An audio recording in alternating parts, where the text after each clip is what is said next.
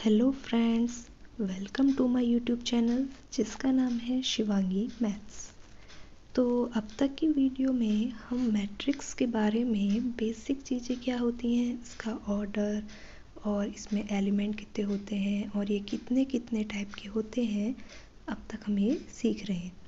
तो उसी सीरीज़ में आगे बढ़ते हैं और आज हम जानेंगे मैट्रिक्स के अंडर में कितने ऑपरेशंस होते हैं।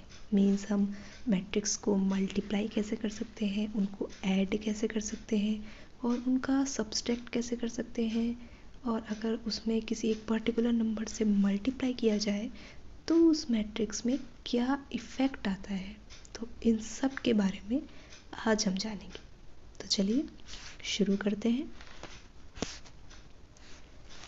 तो सबसे पहले हम सीखते हैं कि मैट्रिक्स का एडिशन कैसे किया जाता है।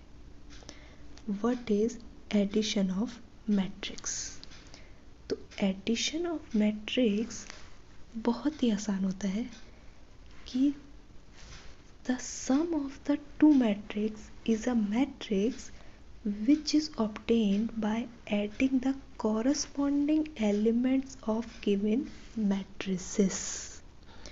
यानी कि क्या, दो मैट्रिक्स का सम किस प्रकार से ऑब्टेन किया जाता है, जब उसके कॉरस्पॉन्डिंग एलिमेंट्स को ऐड करा जाए। और एक बात और, उन्हीं मैट्रिक्स को ऐड किया जा सकता है जो कि सेम ऑर्डर के हों। ये नहीं है कि एक का ऑर्डर कुछ और है और दूसरे का कुछ और है तो हम उसके कॉरस्पॉन्डिंग एलिमेंट्स को ऐड करने लग जाए। ऐसा पॉसिबल नहीं है, वो ऐड डिफाइन होता ही नहीं है। तो ओनली एंड ओनली जिनका ऑर्डर सेम होता है वही मैट्रिक्स ऐड हो सकते हैं। लेट अस एग्जांपल, हम एग्जांपल से सीखते हैं। हमारे पास 3, 2, 1, 4 एक 2x2 की मैट्रिक्स है जिसको हमें ऐड करना है किसी दूसरे मैट्रिक्स के साथ में जिसका ऑर्डर भी है 2x2। और मैट्रिक्स का एडिशन जैसा कि मैंने कहा तभी पॉसिबल हो सकता है जब वो सेम ऑर्डर के हों। तो अगर ये ऑर्डर सेम है तभी ये इनका एडिशन डिफाइन होगा। अगर ये सेम नहीं है तो इनका जो एडिशन है वो डिफाइन नहीं हो सकता है। तो किस प्रकार से जोड़ते हैं हम देख लेते हैं कॉरस्पॉन्डिंग एलिमेंट्स को। तो इसका कॉरस्पॉन्डिंग एलिमेंट ये है, ये 1 पोजीशन पे है, ये भी 1 पोजीशन पे है। पहली रोज एंड पहला ही कॉलम, पहली रोज एंड पहला ही कॉलम। तो 3 + 4। फिर सेकंड, पहली रोज दूसरा कॉलम, पहली रोज दूसरा कॉलम, इसका कॉरस्पॉन्डिंग एलिमेंट कौन है, 6। अब नीचे आए तो इसका कॉरस्पॉन्डिंग एलिमेंट कौन है, 7। ऐसी नेक्स्ट 4 का कॉरस्पॉन्डिंग एलिमेंट कौन है, 8। तो बस अब इनको ऐड कर देते हैं, 8, 8 एंड 12। और जो हमारे पास आंसर निकल गया है, जो हमारा रिजल्टेंट मैट्रिक्स है, उसका भी ऑर्डर 2x2 ही रहता है। यानी कि एडिशन करने के बाद हमें जो नया मैट्रिक्स मिलता है वो ज़रूर उसके एलिमेंट कुछ डिफरेंट आते हैं, बट जो ऑर्डर आता है वो वही आता है जिन मैट्रिक्सेस को हमने ऐड करा है। ऑर्डर कोई डिफरेंट नहीं हो जाता है। तो एडिशन करने पर मैट्रिक्स के ऑर्डर में कोई भी चेंज नहीं आता है। ठीक है, तो आगे बढ़ते हैं। अब हम जानते हैं कि multiplication of a matrix bye a scalar. तो किसी भी मैट्रिक्स का मल्टीप्लिकेशन अगर किसी स्केलर, स्केलर मीन्स कोई भी नंबर, माना 2, माना हाफ, माना 4, किसी भी नंबर से करा जाए तो उस मैट्रिक्स पर क्या इफ़ेक्ट पड़ता है। तो देखते हैं, अगर हम किसी भी मैट्रिक्स का, माना हमारे पास कोई मैट्रिक्स है ए इक्वल टू 1 2 3 4 5 6, ये मैट्रिक्स है जिसका ऑर्डर कितना है, एक रोज, दूसरी रोज एंड 3 कॉलम्स।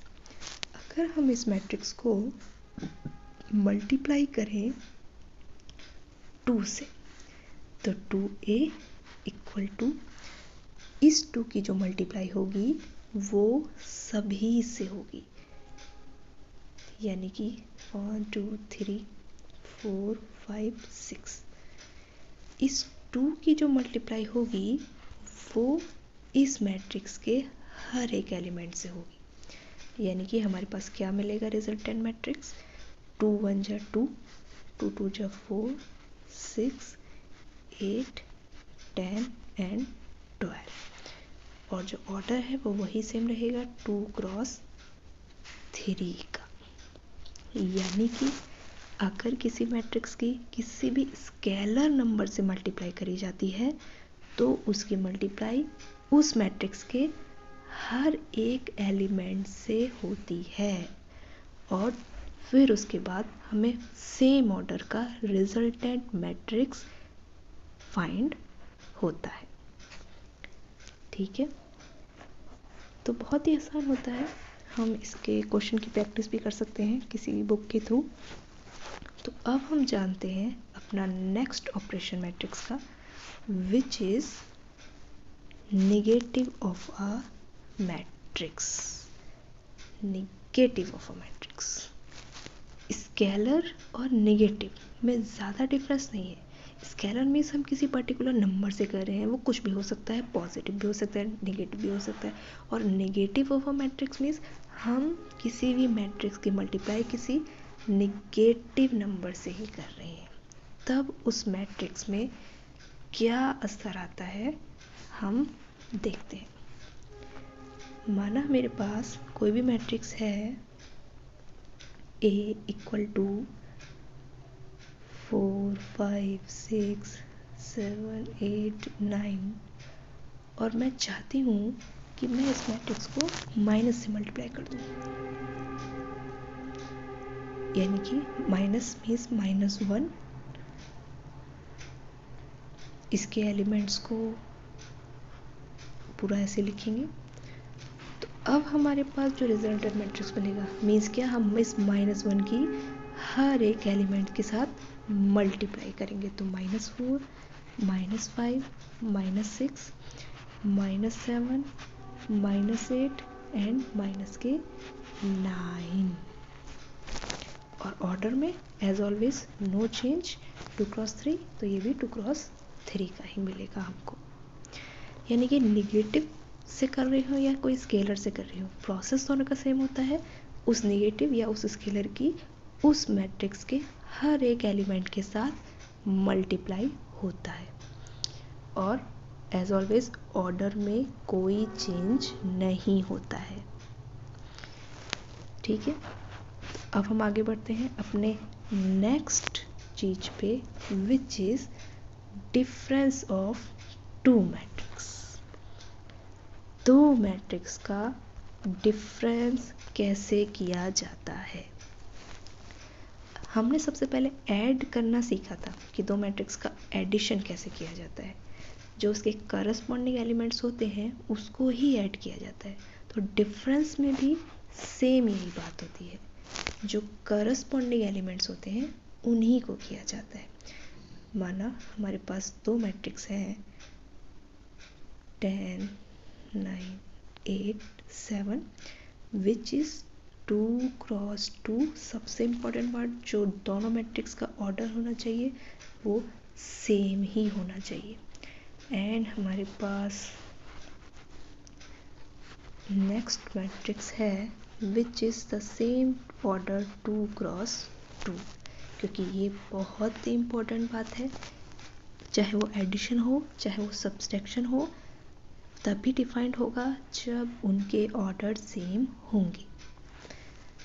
तो हम देखते हैं हमें क्या मिलेगा, करस्पॉन्डिंग एलिमेंट को सब्सट्रैक्ट कर देंगे तो 10 -5 9 -4 8 -3 एंड 7 माइनस 2, क्या मिलेगा हमको?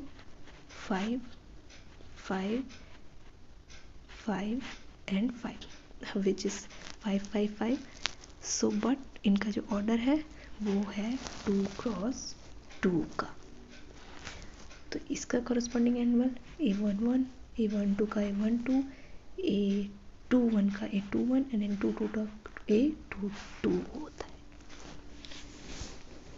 तो एडिशन और सब्सट्रैक्शन दोनों ही सिमिलर प्रोसेस से होता है, करस्पॉन्डिंग एलिमेंट्स को माइनस और प्लस करके। तो अब हम जानते हैं कि मैट्रिक्स का मल्टीप्लिकेशन कैसे होता है। ये थोड़ा सा टेढ़ा काम होता है लेकिन इतना भी नहीं। तो मैट्रिक्स का मल्टीप्लिकेशन कैसे होता है? लेट Aij एक m क्रॉस n मैट्रिक्स है एंड दूसरी मैट्रिक्स है जिसका ऑर्डर है n क्रॉस p। तो सच दैट कि जो number of columns in A है वो इक्वल हो number of rows in B के, then the matrix C which is of the order n cross p such that, यानी कि क्या एक हमारे पास मैट्रिक्स है जिसका जो ऑर्डर है वो कितना है? m क्रॉस n का है, और दूसरी मैट्रिक्स है जिसका ऑर्डर है n क्रॉस p का। तो दो मैट्रिक्स की मल्टीप्लिकेशन तभी पॉसिबल हो सकती है अगर पहली मैट्रिक्स के जो कॉलम है वो दूसरी मैट्रिक्स के रो के इक्वल हो। यानी कि यहाँ हम देख रहे हैं इधर का जो कॉलम इधर के रो के इक्वल है, ये भी n है और ये भी n है, यानी कि इन दोनों मैट्रिक्स की जो मल्टीप्लिकेशन है वो पॉसिबल है। और जो आंसर आएगा, जो हमारा रिजल्टेंट मैट्रिक्स निकल के आएगा मल्टीप्लिकेशन के बाद, उसका जो ऑर्डर रहेगा वो जो इनके रिमेनिंग रोज एंड कॉलम रह गए हैं वो होता है, यानी कि m क्रॉस p। ये जो हमारा रिजल्टेंट मैट्रिक्स आएगा मल्टीप्लिकेशन के बाद में, तो ये उसका ऑर्डर बताता है हमको। यानी कि हम देख कर ही रिजल्ट जान सकते हैं कि हमारे पास क्या किस ऑर्डर का मैट्रिक्स आ सकता है फाइनल में। तो इसको एग्जांपल के थ्रू समझते हैं। जैसे कि हमारे पास एक मैट्रिक्स है 1 2 3 4, ये है 2 क्रॉस 2 की मैट्रिक्स, और एक दूसरी मैट्रिक्स है मेरे पास 1 2 3 4 5 एंड 6। इसका ऑर्डर कितना है? 2 रोज हैं एंड 3 कॉलम्स हैं। तो यहाँ हम देखते हैं क्या इसकी मल्टीप्लिकेशन आखिर पॉसिबल है भी या नहीं। तो इसके कॉलम इसकी रोज के इक्वल है, यानी कि हमारी मैट्रिक्स मल्टीप्लिकेशन पॉसिबल है। अब हमें इसकी मल्टीप्लाई करनी है। अब मल्टीप्लाई करते कैसे हैं?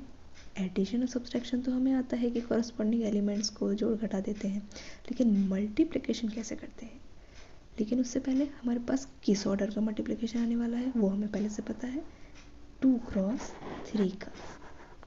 जो रिमेनिंग बचता है उसी ऑर्डर का हमारे पास रिजल्टेंट मैट्रिक्स आता है। अब मल्टीप्लिकेशन करते कैसे हैं?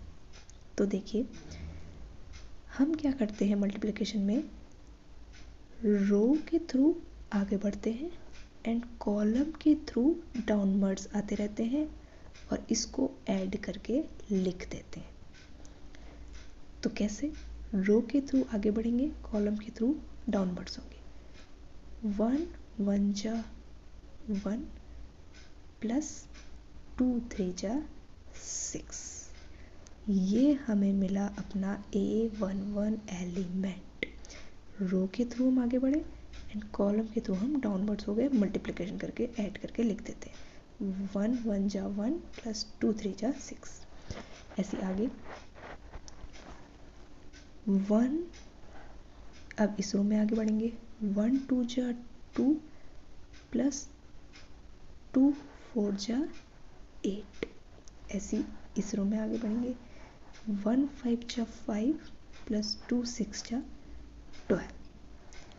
अब हम नेक्स्ट रो पे चलते हैं और इसमें भी सेम प्रोसेस, कॉलम के थ्रू डाउनवर्ड्स होते रहेंगे। 3 1 जा 3 प्लस 4 3 जा 12। अब सेकेंड कॉलम में 3 2 जा 6 प्लस 4 4 जा 16 एंड 3 5 जा 15 प्लस 4 6 जा 24। बस अगर हम इसको ऐड कर देंगे तो हमारे पास रिजल्टेंट मैट्रिक्स आ जाएगा जो भी होगा, और जो उसका ऑर्डर होगा वो होगा 2 क्रॉस 3। मेन काम यहाँ था कि इसको मल्टीप्लाई करते कैसे हैं, कैसे करते हैं, रो के थ्रू आगे चलते हैं, रो के थ्रू आगे एंड कॉलम के थ्रू हम डाउनवर्ड्स होते जाते हैं, ऐड करके लिखते रहते हैं। उस हिसाब से हमारे पास कॉरस्पॉन्डिंग एलिमेंट्स आते रहते हैं। बस तो that's it for today guys. I hope आपको आज का लेक्चर पसंद आया होगा कि मैट्रिक्स के बारे में, मल्टीप्लिकेशन, एडिशन, सब्ट्रैक्शन कैसे किया जाता है। तो मिलते हैं अब नेक्स्ट वीडियो में, तब तक के लिए अपना ध्यान रखिएगा। Thank you.